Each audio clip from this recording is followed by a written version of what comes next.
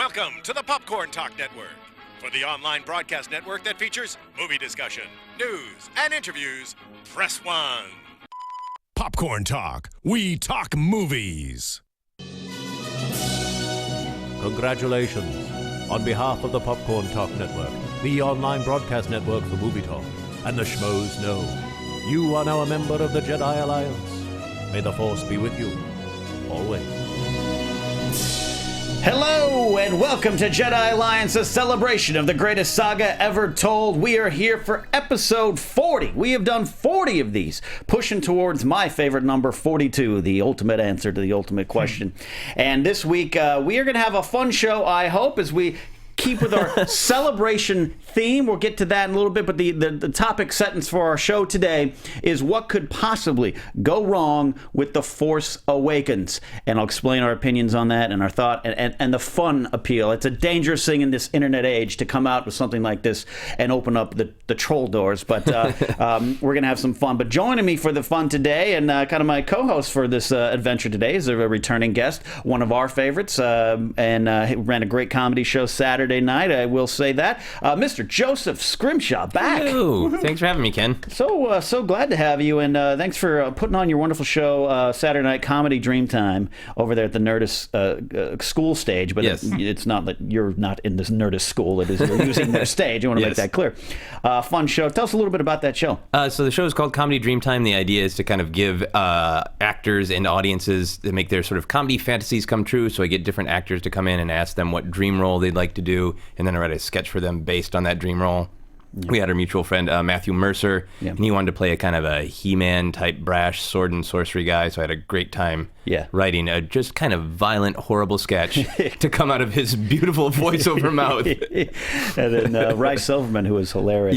She was great. Had great some, stand-up, great improv stuff in a game. A wonderful game you've created that I won't share yet until you trademark it and put it out there, but it's fun. So if you're local, you happen to be in the Los Angeles, Hollywood area, please check out Joseph's website, josephscrimshaw.com, and catch one of his shows. It was a great time. And then joining us now for the first time, but it's a man I have known for, going on 11 years now. He's one of the original, in fact, the first writer of the schmoesknow.com website. He's a writer, a comedian like I am, meaning we've done it for a very long time, but we're in therapy recovering from doing it.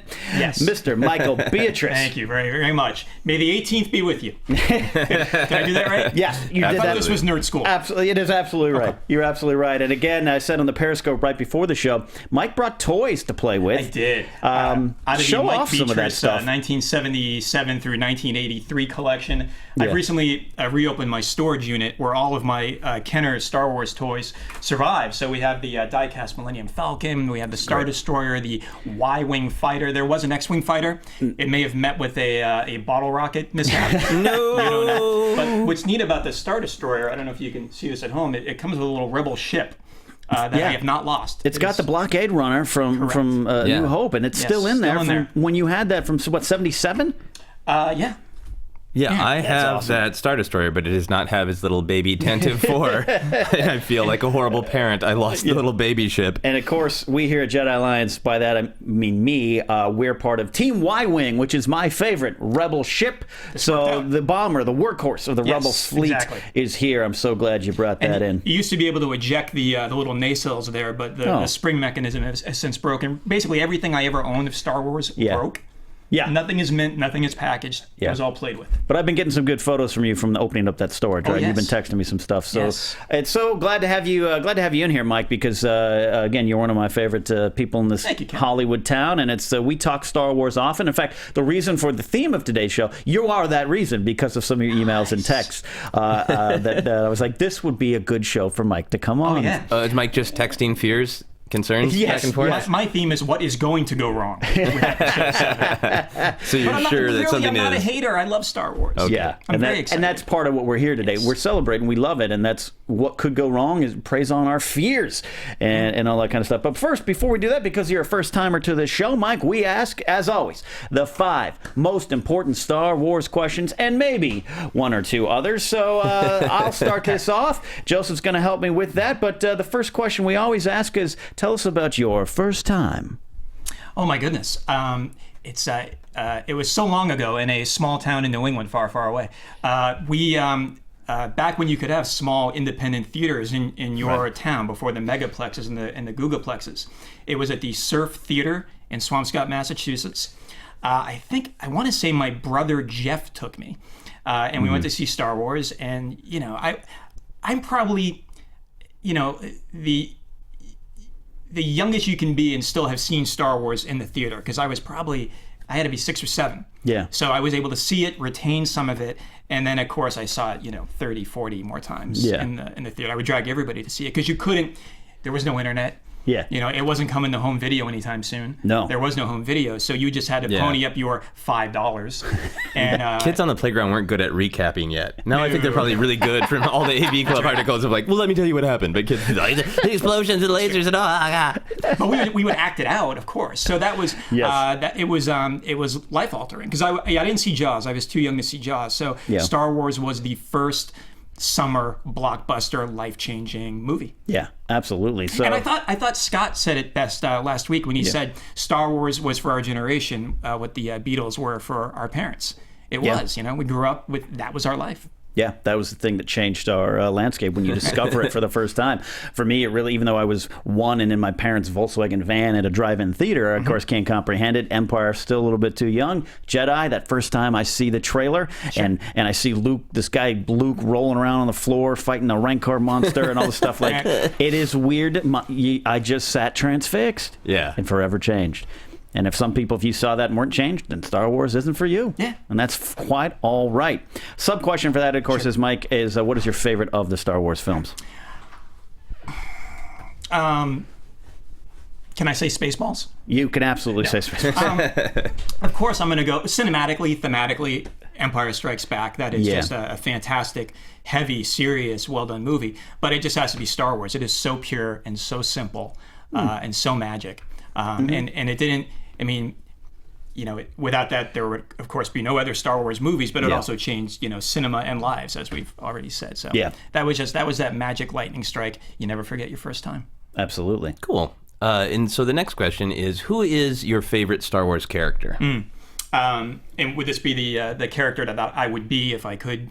Oh, yeah. I mean, that's a nice take. That's a good take on it. Yeah. If you could just transform into that person right now, who would we be doing this podcast with? Let me get my bikini and a hair bun. So it's a complicated question because you want to be Han Solo. You want to be the truck driver. You want to be the scoundrel, the guy with the funny lines. Right. You want to be cool. Yeah. So yes, we all wanted to be Han Solo, but you also wanted to reenact all the lightsaber duels. Right. Which meant you had to be Mark Hamill on the playground. That was the one catch of Han Solo. That's right. And I think in grade school, we were all too young to appreciate the virility of Han Solo and exactly what was going on. But I would have to go Han Solo. Han Solo. I've never really pictured Han trying to have a lightsaber fight. No. I think he would just yell and throw the lightsaber across the room. Right? I think it would be very similar to Raiders of the Lost Ark, where he'd just take out his blaster and shoot the other guy. Although he did some nice work carving up the Tauntaun. That's right. He knew how to handle it. That is true. Yeah. That is true.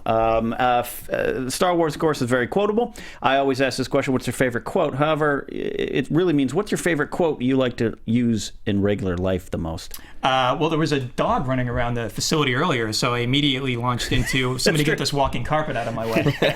One of the house dogs, Sparky, was in your way.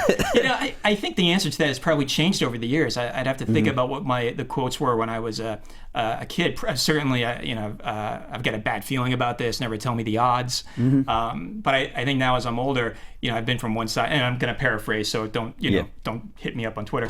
I've been from one side of the galaxy to the other, but I've never seen anything that make me believe there's one all-powerful force controlling my destiny. That was pretty good. I think that's pretty accurate. I think there's maybe a kid in there that was missing, but besides that, do you find natural ways to work that into everyday life, or do you just force it? At church, I usually throw that one out. That's great, sir, but I asked if you wanted large or medium. If you want one we throw around every day, my wife and I love you. I know. Yeah. Oh, but see, that's the bonus of being in, both of you are married gentlemen. Yes. You could use that. Correct. I just talk to my toys and they don't answer back. Yeah. That's good. But you had a different inflection with your I know. Yeah, I did. And what would your favorite force power be? What force power would you want to have? really simple because I'm 43 years old and I still try to make this happen. Not getting up from the couch to grab the remote. Okay, so you Like, wouldn't. I am. There's no joke. I'm on the couch and I'm reaching for the remote just in case it's the one time it's gonna work. I'll walk out. So you don't want the push. You only want the force pull. Yes. Would you want it to be specific to remote controls, or would you want to be able to summon anything else to you? Just a bag of chips, that'd be nice. Snack pepper. cakes, light snacks. Yeah, it's not confined to any one object. It's the ability to grab things and move things without actually having to exert any physical effort, I think would be nice. Right, in little things. Yeah. I'm starting to keep it easy. I force choke was my answer in the first episode of this 40 ago, but I want to amend it to maybe now having the force power to like choose your Netflix movie before you even load up Netflix. You can just go right to it. To just like wave your hand in front of the Netflix and not just scroll for 25 minutes. Yeah, maybe I don't want to watch anything. You will show me the film I want to see. Do you do this at Target when you walk in and there are the electronic doors? As you get close, you just... I think yes. We've all secretly done that. Just like but we still do it, right? When I don't do it secretly anymore because I feel like enough people do it and like don't look at me weird. I sometimes you know what I'm doing. Get in my car too. You hit on the freeway entrance. It's maybe 10 o'clock at night. The freeway's open. You kind of know. You kind of do like the all right, and you tack run on the Death Star, and I make the sound effects. Small foreign cars at TIE fighters and. Just like Beggar's Canyon back home. Yeah, am I the only one? No? Okay, I'll see myself out. Final of the 5 most important questions, Mike, is would you turn to the dark side of the Force? For the bulk of my life, I would say no. I would follow Luke Skywalker's path and Obi-Wan's path and be, and stay on the right side of the Force. But I'm 43.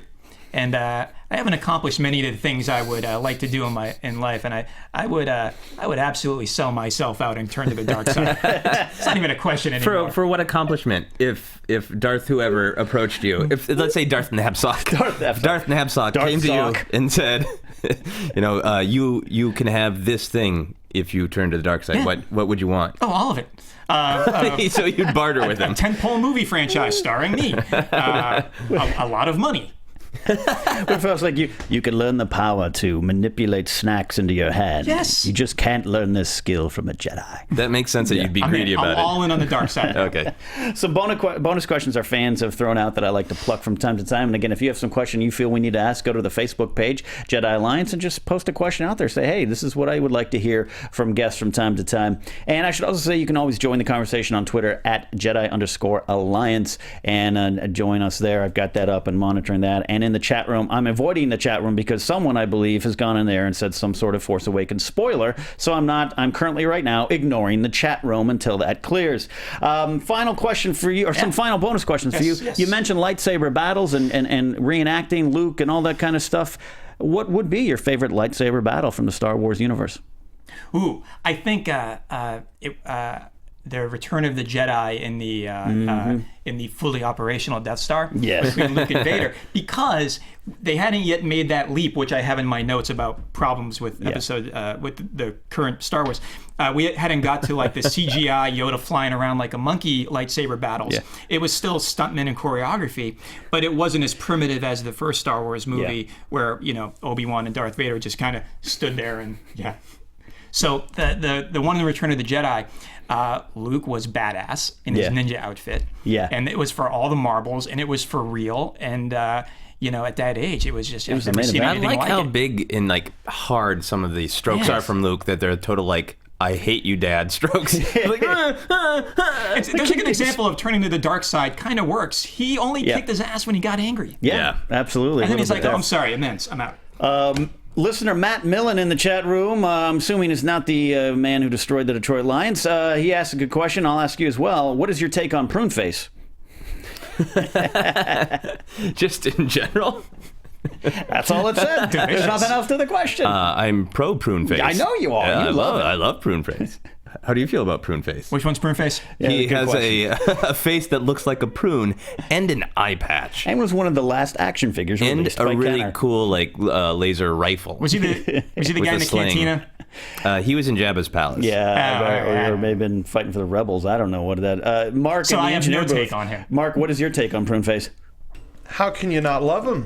You have to. I think you look at his face and you have to love prune face. Yeah, clearly. Thanks for that bonus question. Favorite planet? Where would you like to spend your eternity in Star Wars? I'm a cold. Well, eternity.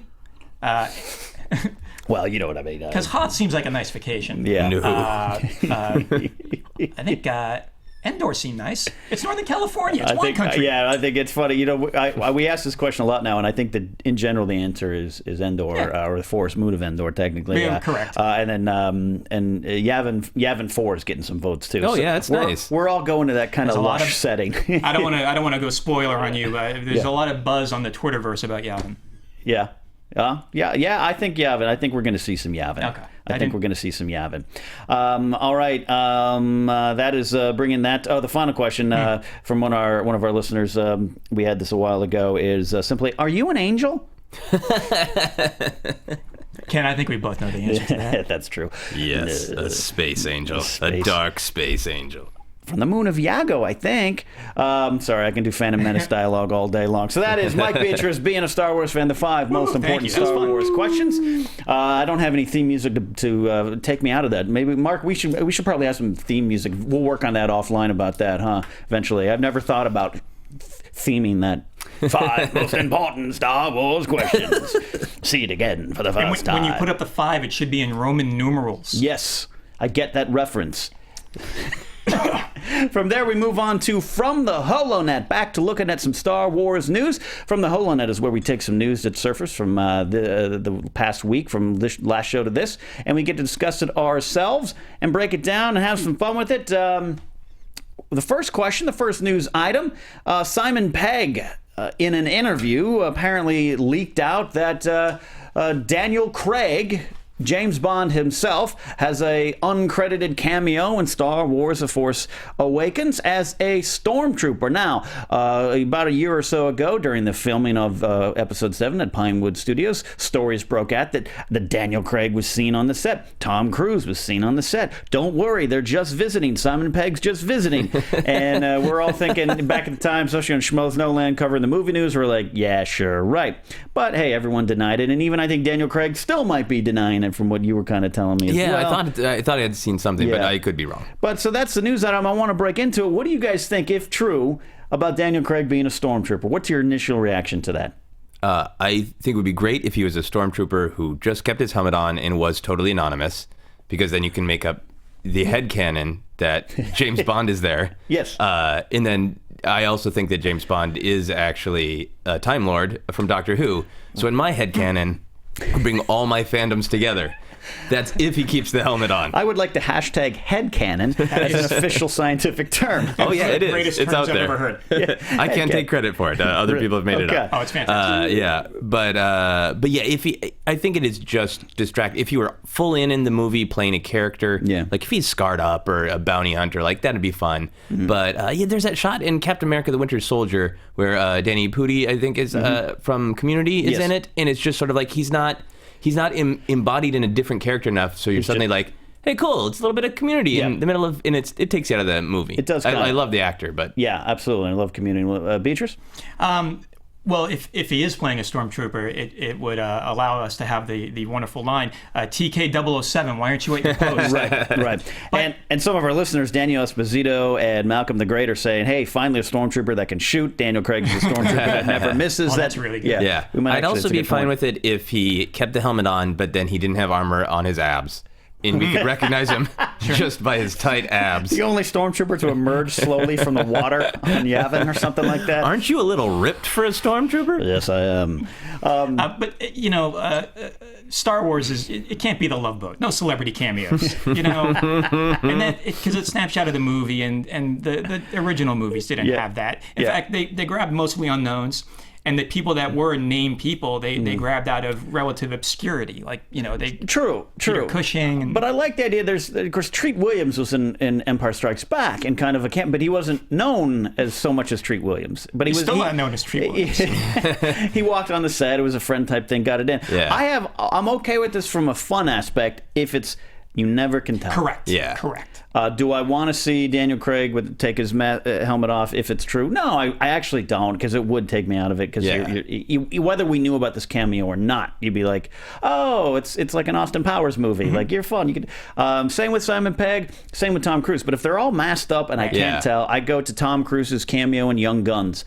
We can't tell, but we know he's there. Yeah. He took a shot and died, or whatever it was, and I'm okay with that because it's Star Wars and it's fun, and I'm glad.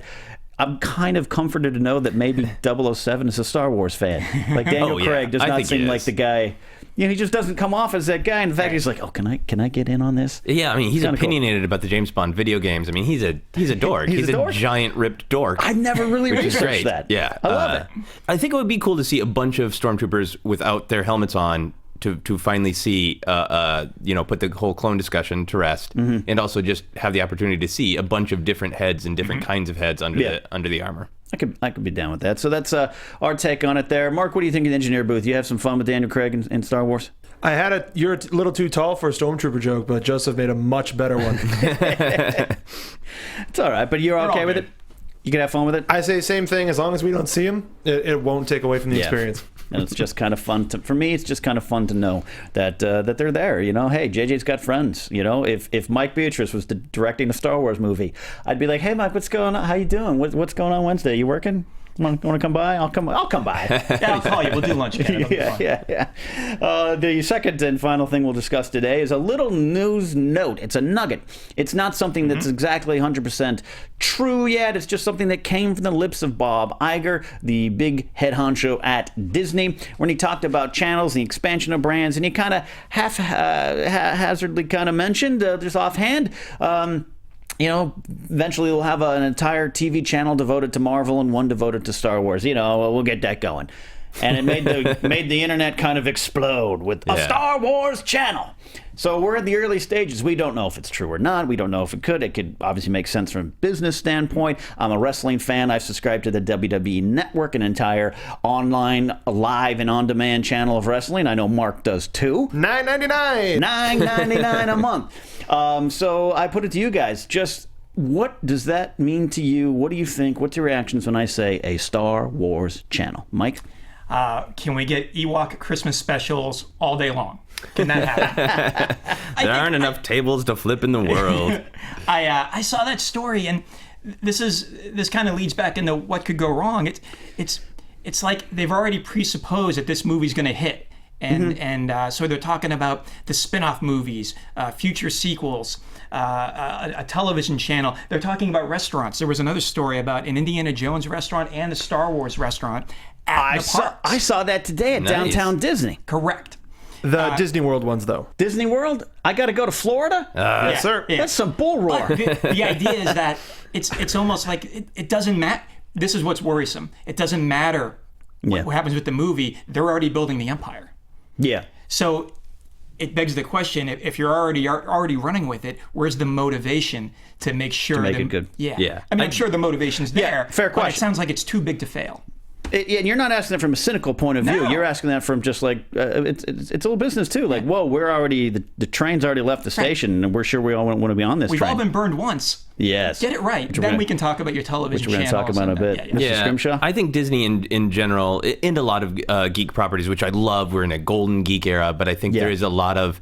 I just want to see the first thing and then set up the next thing. Yeah. Like, I feel like, there's been the scuttlebutt about Age of Ultron, how much Marvel pushed for, like, let's really set up the next story in this one instead of just telling this story. Getting it right. And I saw a tweet today that Against My Will made my eyes roll multiple times, which was, will Supergirl get a spinoff? Like, I'm trying not to swear on your podcast, Ken, but damn, that made me mad because it's just sort of like, let the first one land for a second. And I think it's partially the industry and Disney creating that and other companies, but I think it's also partially kind of our hunger for news that's going to get clicks. That's going to get clicks. Absolutely. But creatively, I totally agree with you of like, let's tell the first story. and then build the second. Let's do it. Though, as Tommy D just pointed out, we could have a show called Cooking with Porkins. And I give full credit to Tommy. Malcolm the Great also says a Porkins awesome. cartoon. Porkins, mentioned twice in the news of a Star Wars channel. People want more Porkins.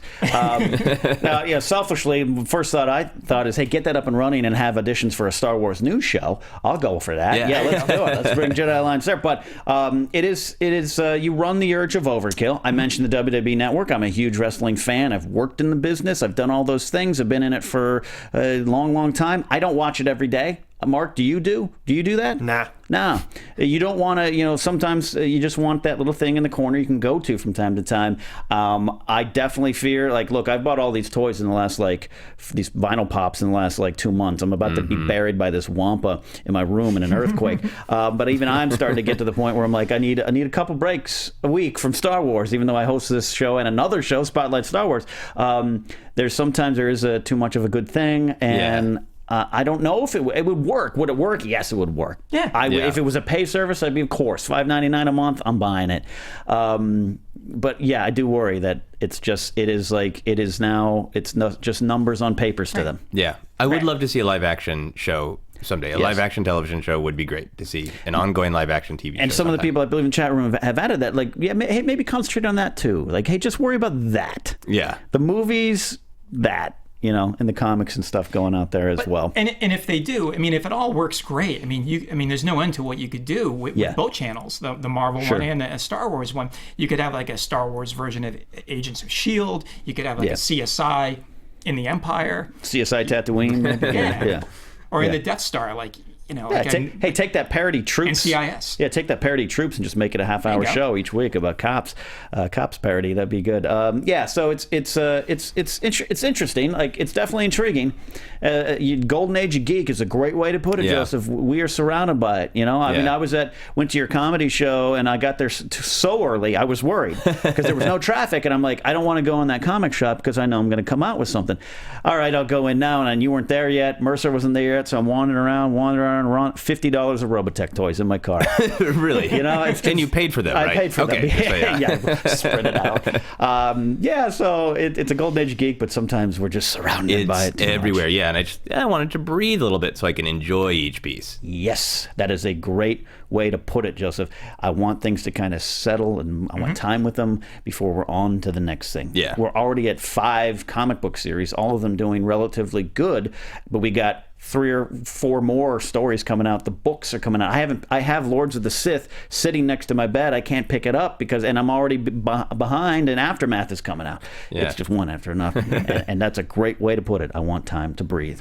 So that's a look at the news in the HoloNut here on Jedi Alliance. We're going to move on to the Force Awakens discussion. This is the meat of our show today. So before again, I finally tracked down the Vanity Fair today. I had to go all the way a couple miles away to a different, an actual magazine store, an actual newsstand, I should say, magazine store, as if that's existed. And I'd already seen all the pictures. There's 5 in an article where JJ says he wants to murder Jar Jar. I hadn't really looked at the cover to see how much Harrison Ford is tolerating it. And how much eyeliner Chewbacca has? That I had noticed. I think my eyes were drawn there, so I couldn't see Han sort of whatever. Is there a camera here? Fine. I gotta do what I gotta do. Can I go fly my plane? So here we are. This is The Force Awakens. What could go wrong? And as I said up top, I want to make sure we are doing this with a spirit of fun, though Mike has some legitimate concerns, as do we all do.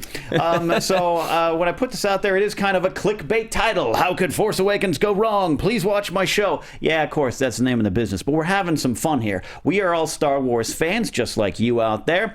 We wonder if anything could go wrong because we don't want it to. This thing means the world to us. I cried at the second trailer. It's in my soul. I wanted to have fun, but there's always that moment because I was there buying tickets in Winnetka, California in April of 1999, hoping to God that this movie was going to change my world again. And then mid-May 1999, I walked out of a theater and went, that didn't just happen. And it took me 7 more viewings in a theater to determine whether or not the Phantom Menace was what I thought it was. Though, thanks to you, Joseph, in your defense of the prequels, which is even still kind of 20% tongue-in-cheek, But I do enjoy them. Yes. I've started to enjoy them more. I watched Revenge of the Sith again the other day. So with that spirit in mind, all right, that's what I want. I want to keep that out there. It's kind of my, for you out there, we're having some fun with this, though we're raising some questions that I'm sure we all have as fans about Episode 7, The Force Awakens. What could go wrong? Shall I begin with you, Mike, who has been emailing me for a couple months? Hey, question, thought, theory. And then when I expressed my concern over the name of Captain Phasma, which I was beat down by the internet back into submission, I've less, maybe because time has already passed and I have less issues with it, of course. You text me. What did I tell you? Right, I warned you. I warned you. Because I am one of those people like you. I was so pumped for the prequels, and that's one of my pauses is that those trailers were great. I got really excited by those trailers, and at this point, that's all we've seen, a trailer. Yeah. Again, I want them to be good. I'm very excited about them. Yeah. I love the Star Wars, but I've been hurt before. But so the first email I sent to you, I think. Yeah. Are we sure JJ's the guy? Explain that. Explain that, because there's. I think there's still time to change it. I think we can do it.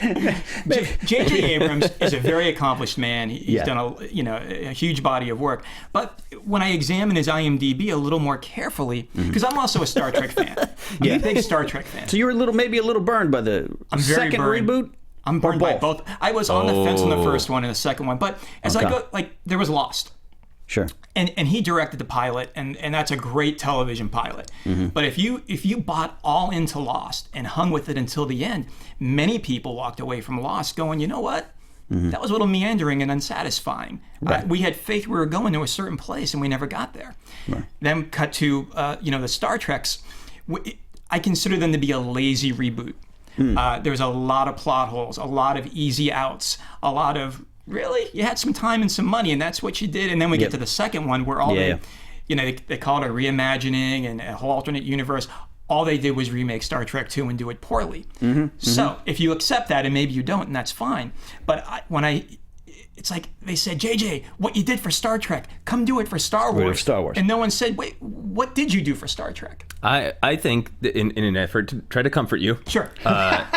Star Trek Into Darkness, I desperately dislike. Sure.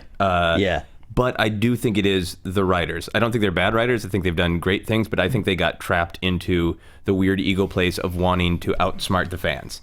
And I think every problem with Star Trek Into Darkness is the script. And I think JJ's mind was already moving towards Star Wars. And he's like, that's what you guys want to do? Great. I'll shoot it and tell the actors to do a good job, and great. And we'll move on. I don't feel like that was really J.J. Abrams' film. Okay. I feel like that was the writer's film. We'll see. But his name is still hard on cookie it. to crack. Yeah, I'm gonna crack him. I'm gonna crack him. It's when a movie lives or dies, they never say, well, it was the second guy that took a pass of the script. The director's name is on it. Yeah, you're associated. Yeah, but he has an intimate relationship with those writers. Those writers are his partners. I feel like it is a parenting thing where. You say it's your kid when the kid's doing well, right. And it's your partner's kid when the kid has done something poorly. Sure. I think it's that kind of situation. Yeah, absolutely. And does him being the ultimate fanboy of Star Wars worry you? Either of you? We've had this discussion on the show before and other places too, including Schmoes Know, where and I know you even said it on the May 4th show. Like, hey, is it always a good thing to give it to a fan? He's quite a fanboy, as am I, as we all are. Does that negatively affect you guys at all? It's my biggest concern. Well, I'll just state in general that I know there are going to be one or two things that I personally don't like. Sure. And I'm going to be fine with that. Yeah. Because I have come to embrace that, Star Wars is a huge mess.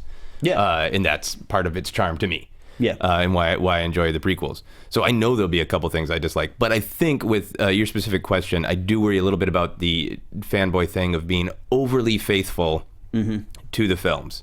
Yeah. To the original films, and like one of the things that I like seeing all the things we recognize, like the design of the Death Star lights, or in the background of some shots of trailers, like wherever we are, if that's a new Death Star, if that's an Imperial base. But it makes me worried that in our desperation to reconnect with the original trilogy, that narratively we're going to sort of insult our main characters, that everything happened again. That like Luke and We had Leia this and all Han, wrapped up. It's we took going care on. of this. It took us about 5 more years. We wrapped up the Empire. And then we just got busy. We had kids. Luke started a school, and we weren't looking. And the Empire started again. And they even used the same lighting design. It makes our heroes look like dumbasses that they just sort of slip. I do like that the First Order is like, you know what really worked? That scheme from the Death Star. Yeah, I you think want it to bring really, that back in? yeah. I totally get that. Yeah, fan service could be a problem, right? Yeah, so that's what I'm worried about. As a Star Trek fan watching those movies, was there too much fan service that took you out of the story? Or I mean, that one's different because it's a straight reboot or a retelling of stories. I don't disagree, and I have tangential thoughts to that. With specifically with JJ, he does have that attention to detail. He'll see stuff like the lights, but I think it almost does a disservice. Like for one of, and we don't know this for sure yet, but one of the ideas that's out there is that this all begins with Luke's lightsaber gripped by his hand floating through space, and that is consistent with what JJ does. He'll watch a movie and find some obscure detail and run with it. Watch an Empire, the hand gets sliced off. Hey, what if at the beginning of the next movie it's still no, you don't have to do that. You don't need to find that obscure convoluted detail and get bogged down in it. Yeah. And I appreciate his attention to detail for the through line. Yeah. It should look like Star Wars. It should look like Star Trek. Yeah. But he just finds these little things and runs with them. Yeah. There's something like in the shot now that we've seen in the second teaser trailer, the Chewie, we're home. Everyone's praising him for the attention to detail of the Han, the classic promo shot. Even Chewie's got the bowcaster. I'm in that included. It was very done. It was very nicely done. It was a nice nod. But if it's an entire movie of that, I think we can all agree, and I'm seeing the chat room will say like fanboy service or over rehashing of the original trilogy. It would be much, right? Yeah. I mean, we're not wrong at that. No, I think it should be some moments, and I was more worried about that when I saw the first teaser. The new trailer made me feel a little bit more comfortable because it had such a sense of forward movement and of the new. I like BB-8 a lot because he's a great example of that. Totally looks like something that might have been in the original Star Wars if they could have done it, but it's new. Right. A quick aside, when I only saw one image of like a group of like creatures and droids, and it seemed, and I can't, and is that in there? It's in there. I'll find it. It seems like for a moment he was taking the Star Wars motif and going a little steampunk. I could be completely wrong, but if he did that, I wouldn't mind that because it's like a next evolution. I can't find the picture, but I can find a lot of ads for perfume. Well, if you can't find the picture to contradict me, is that one right? Is it right there? I think you just passed it. It's right. Are you talking about this shot? Yes. Yeah, the long shot. I thought that was neat. I like the droid on the left. One of the looks like Joan Rivers' character from Spaceballs. Yes, it does. And I know I'm supposed to be trying to be. Pruneface? Pruneface is not here. I know we're supposed to be concerned, but I keep finding things to be positive about. Oh, there's a lot in this. The thing I like in that photo is also that it is not denying the prequels. Because of the limitations of the puppet and human technology of the original trilogy, most aliens were generally human-shaped. Yeah. One of the weird things of the prequels that suddenly we had all these short, round things. And I like that there are short, round things in there. Yeah. Because it makes the prequel universe legit. That picture is the one I focused on this morning when I picked up this magazine, and there was a lot of things that made me go, "Oh, this is going to fit into the episode today," because this robot looks like Joan Rivers. Like, what are we doing? We got Spaceballs references in here, but there's a lot of stuff. It's definitely lived in, and I'm excited for that. So there's some positive things. And again, overall, my take on this is, and the trailer's already proven this. It's going to look good. It's going to look amazing, and you're going to have some woohoo cheer moments. Absolutely. Yeah. To the fanboy point, I think that's included in a bigger thought that I had, that the people that that are tasked with making these movies now, the people that are the caretakers of our childhoods, Lucas came in, and Lucas, he based Star Wars and Indiana Jones and a lot of what he did on things outside of well, no one knew of that universe yet, but he had the influence of the serials of his childhood. Sure. He enjoyed the samurai movies, and outside interests, and he brought all those to bear in his movies. And then you had a guy on Star Trek, Roddenberry, who he said it was Wagon Train for the Stars, and he included a lot of Horatio Hornblower and outside interests. I have a fear, and perhaps it's incorrect, but I have a fear that people making these movies now are referencing movies. Like when JJ took those 2 Star Trek movies, he wasn't basing it on any bigger grand vision for humanity and hope. He wasn't bringing in, organic literary or philosophical references like the old classic Trek did. He based those Star Trek movies on Star Trek. Yeah. That's my fear for Star Wars and filmmaking as a whole, which, by the way, I think is why Mad Max is doing so great. No one has seen this before. Right. This is like nothing we've ever seen. It's still post-apocalyptic, but it's coming out of left field. It doesn't look like every other movie. Yeah. Nice. Absolutely. Good point. Joseph, anything else? What's next on your list? I think for me, I'm one of the people who really was not a fan of the tri-lightsaber. I think most people are calling it, and I think of it as the trying too hard lightsaber. Trying too hard lightsaber. Because to me, it just feels like it is almost cool. Yeah. Like whatever you think of Phantom Menace, that first shot of Darth Maul with the zoom, and then the second one comes out, really effective, still effective in the film. Yeah. Really effective in the original trailer back in the day. Yeah. And it felt like it was striving toward that. And also acknowledging that there have been a lot of like cool, different, weird lightsaber techniques in all of the Star Wars material out there. But this, I've done this in a stand-up bit. I felt like the reaction wanted from the internet was for everybody to go, "Oh, that's so cool!" Right. And I feel like a lot of people just went, "Actually, let me explain how swords work because you would actually want energy emitting from the hilt." Yeah. And it just like a bunch of dudes who used to work at the Renaissance Festival just like immediately mansplained how swords work, and like that's not the response we want. It doesn't need to be logic. Yeah. It's a laser sword. I don't want, Not a lot of logic. Yeah, so I'm the lightsaber bothered me a little bit. But again, like I know some things are going to bother me, and I'm like, again, I'm hoping there's like some rationale to it, like in the context of the movie. Yeah, that I like that it looks a little shaky, like there's maybe something wrong with it, like he's got a janky crystal that doesn't work. Yeah, or he. Yeah, no, it's and that's an excellent point. Is we don't know yet the context of a lot of this stuff, which is part of what I like with what JJ's doing. JJ's mystery books.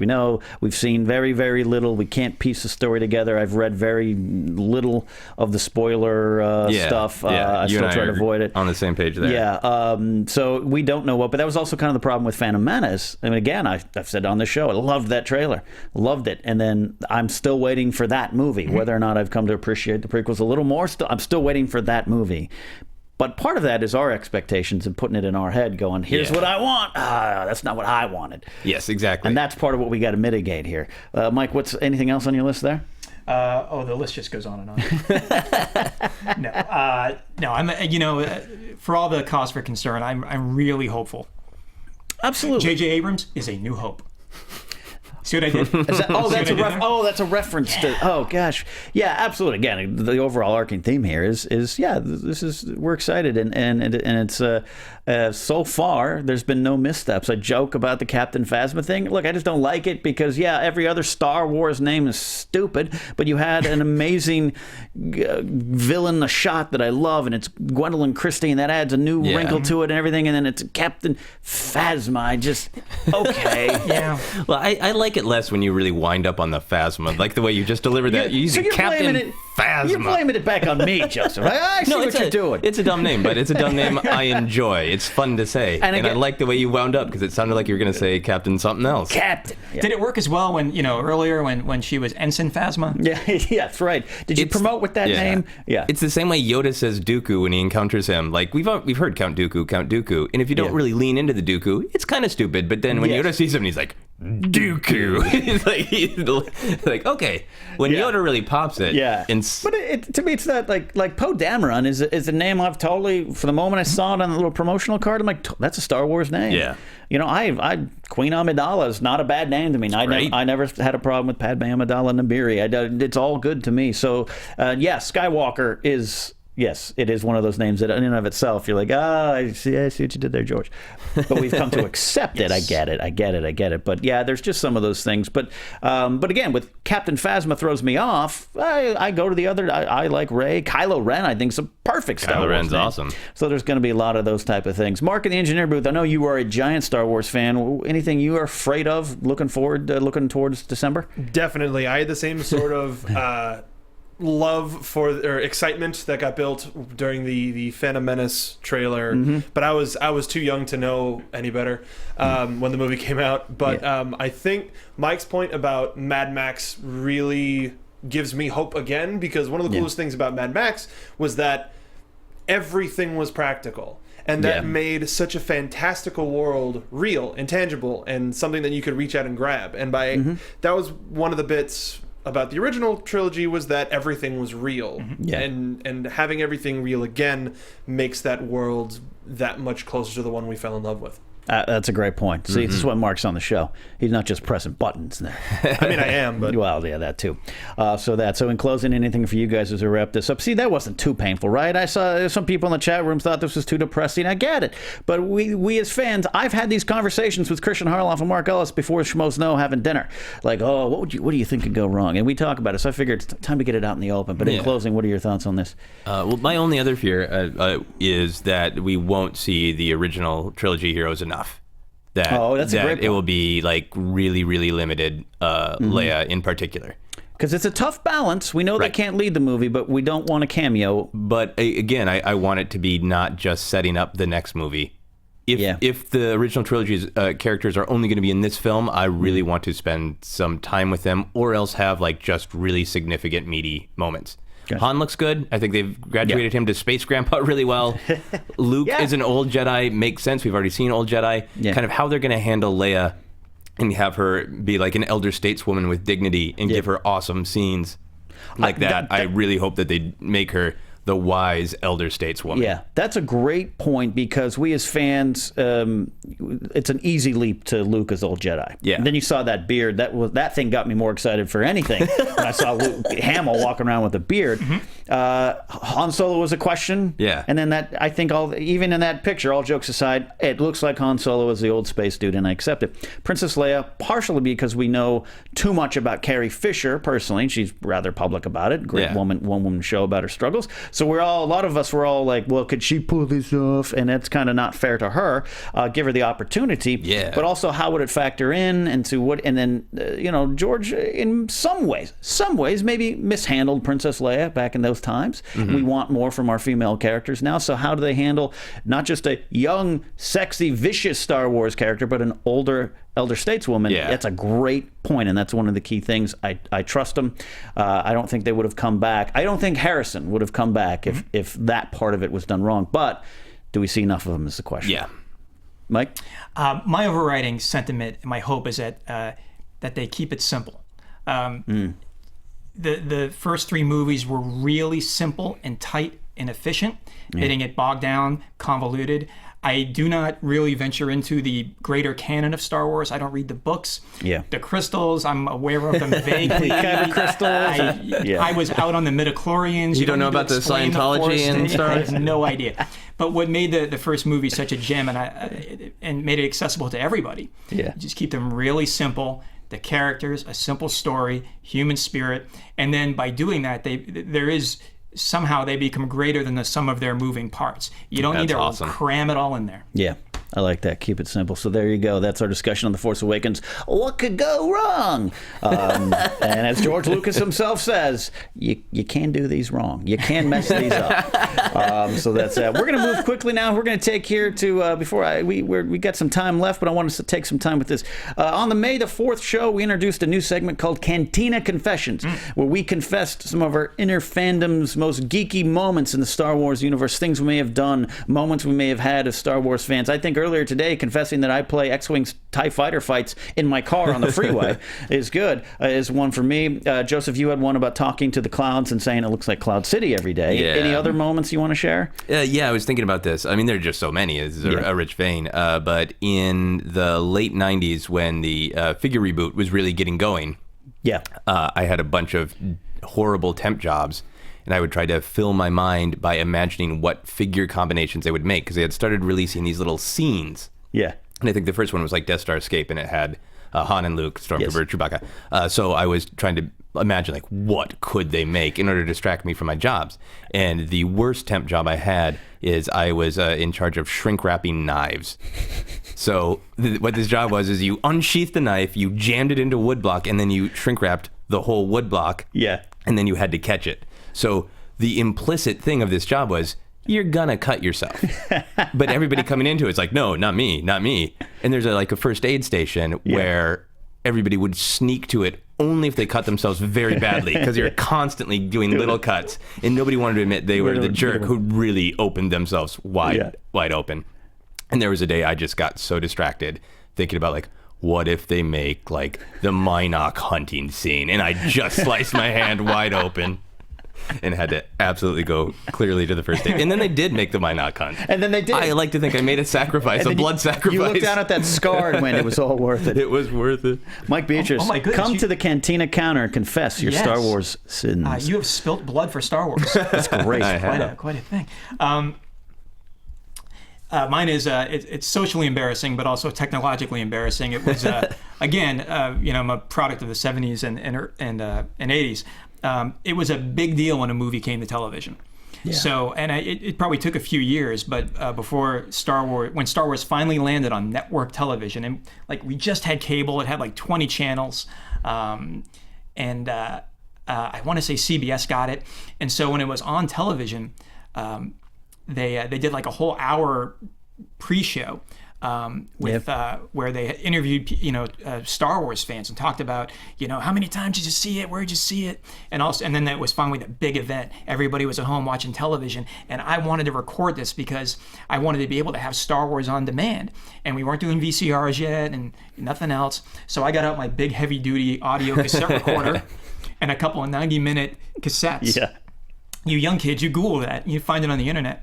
And I put the cassette recorder in front of Star Wars and hit record, and then had to swap out cassettes during the commercials. Do you still have that? As I'm going through storage, I may find it. God bless we'll you. see. Bring that in. All right, we got a few minutes left here in the show, so I want to make sure we get to Cantina Confessions for the fans. The number is 424-253-0504. We've got a caller on Jedi Alliance right now. Welcome to the show. Time to confess your Star Wars fandom sins. Who do we have? Hello. Hey, how you doing? Hello. Yeah, you're on. You're on live. It's George. George, what's up, McCann?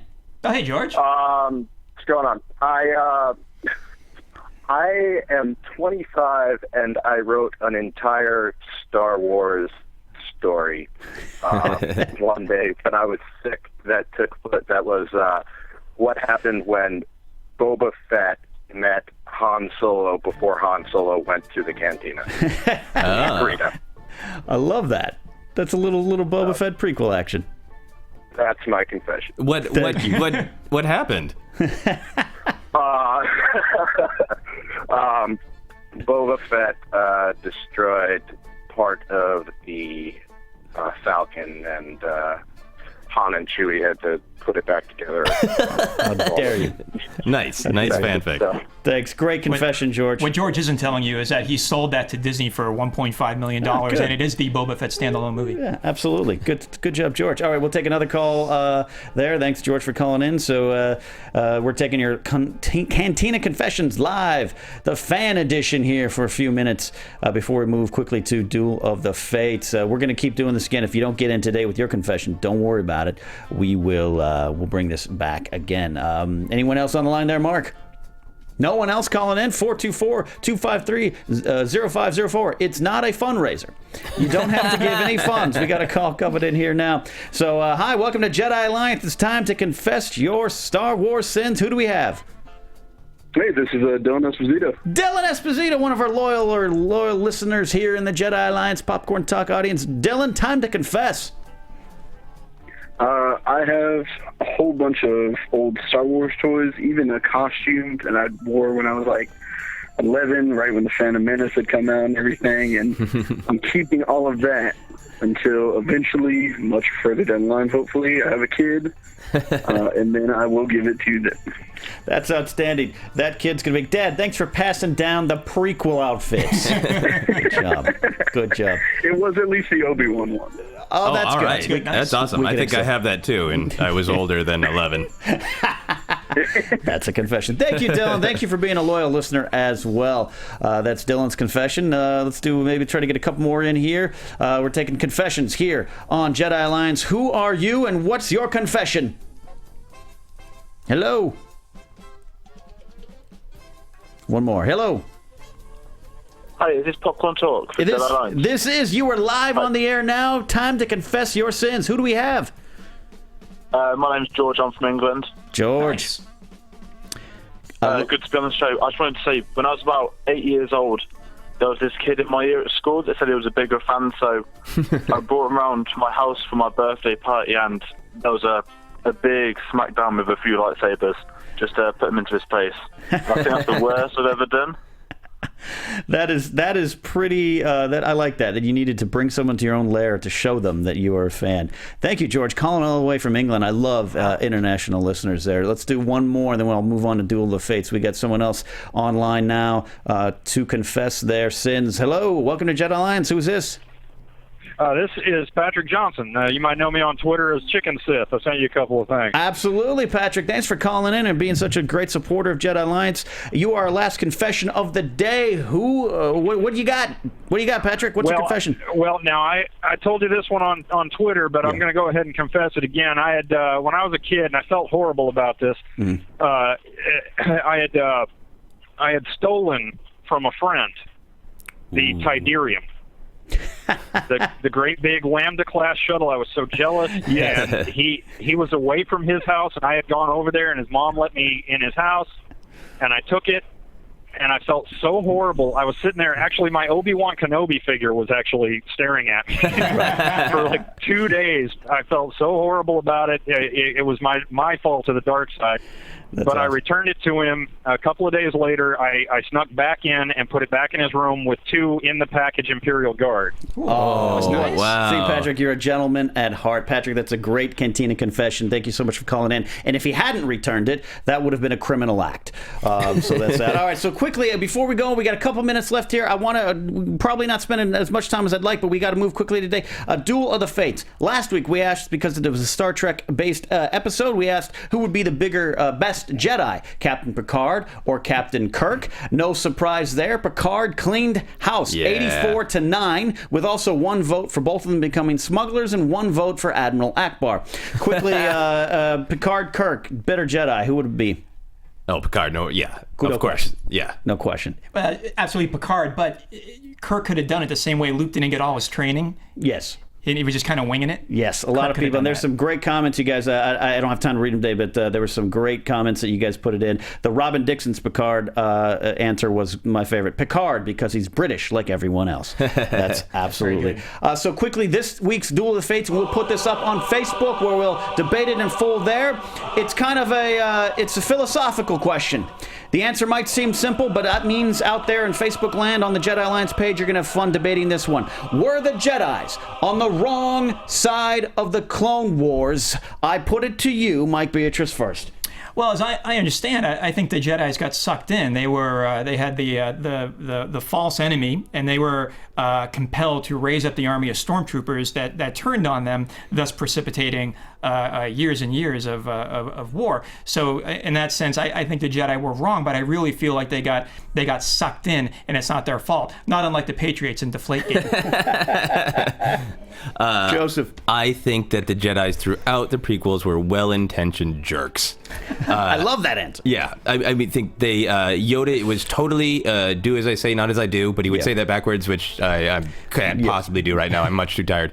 But I think that what actually precipitated the use of the clones is Yoda not taking his own advice that he gives to Anakin that he must let go. Yoda realizes, I'm not going to let Count Dooku kill Obi-Wan and Anakin and all those Jedi, so I'll go get those troopers, and instead of just letting go, like Yoda claims is so easy, he goes and gets them. Goes and does it. That's a good point. For me, I always look at, there's a line of thinking that Count Dooku, or Dooku, is, as a separatist leader, is actually the first rebel, if you look at it from a certain point of view, which everyone does in Star Wars land. Nice. But I don't think the Jedis were to blame. I just think they were on the one side. They felt they had to do what they have to do. Jedi Zyphidius goes and builds an army behind their back, but he's one of them. They kind of had to do it. He's dead. He can't explain it.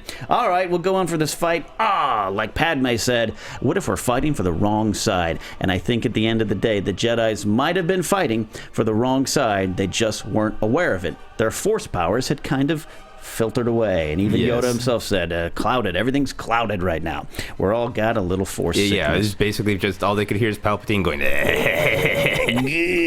So that is that. We're wrapping up here. This has been another fun edition of Jedi Alliance. It wasn't too painful talking about what could possibly go wrong in Episode 7. Regardless, I'm going to see it 10 times in the theater and be there waiting in line December 18th, 2015. Mike Beatrice, thank you so much for coming in and joining us for the first time. Great fun. Yeah. You can follow him on Twitter at Michael Beatrice, right? Yes. And still from time to time, writing on Schmoes Know when you can. You recently, you and your wife brought a wonderful little Padawan into the world. We did. And she gets none of my toys. Absolutely. They're all mine. Good point. Joseph Scrimshaw, thanks again so much. Absolutely. At Joseph Scrimshaw.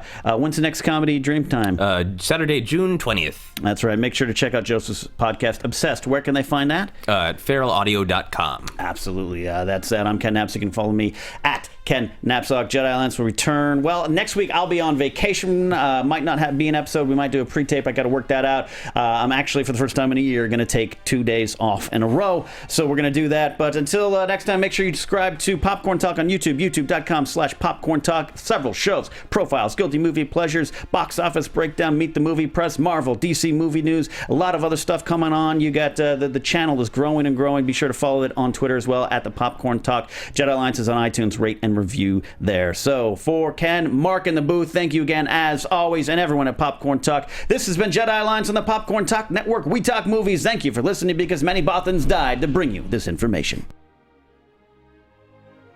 From producers Maria Menounos, Kevin Undergaro, Phil Svitek, and the entire Popcorn Talk Network, we would like to thank you for tuning in.